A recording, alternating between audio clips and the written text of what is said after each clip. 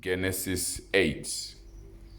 Asi Mwari akarangarira Noa nemhuka dzose dzesango nezvipfuwo zvakanga zvinaye muareka, uye akatuma mhepo pamusoro penyika, uye mvura zhinji ikaserera. Zvino zvitubu zvepakadzika uye masuo amafashamu okudenga zvakanga zvazarirwa, uye mvura yakanga yaguma kunaya kubva kudenga.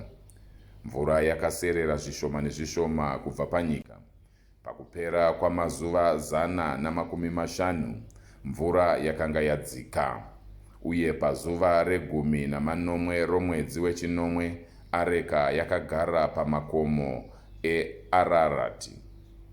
Mvura yakaramba ichiserera kusvikira pamwedzi we10, uye pazuva rokutanga romwedzi we10 misoro yamakomo yakatanga kuonekwa.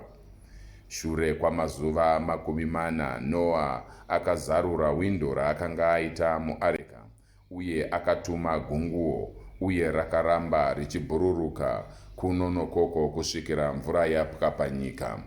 Ipapo akatuma njiva kuti aone kana mvura yakanga yaserera kubva pamusoro penyika, asi njiva haina kuwana nzvimbo yokumhara, nokuti mvura yakanga iri pose pose, saka yakadzokera kuna Noa muareka.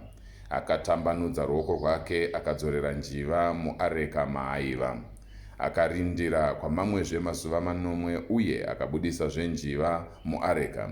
Njiva yakati yadzokera kwaari panguva yemanheru, onei heyo mumuromo mayo yakaruma shizha nyoro rakatanhwa pamuorivhi. Ipapo Noa akaziva kuti mvura yakanga yaserera panyika. Akamirirazve kwamamwe mazuva 9, uye akabudisazve njiva, asi panguva iyi haina kuzodzoka kwaari. Pazuva rokutanga romwedzi wokutanga wegore ra601 aNoa, mvura yakanga yapwa panyika. Ipapo Noa akabvisa chifukidziro cheareka, akaona kuti pamusoro penyika pakanga paoma. Pazuva ra24 romwedzi wechipiri, nyika yakanga yaoma kwazvo.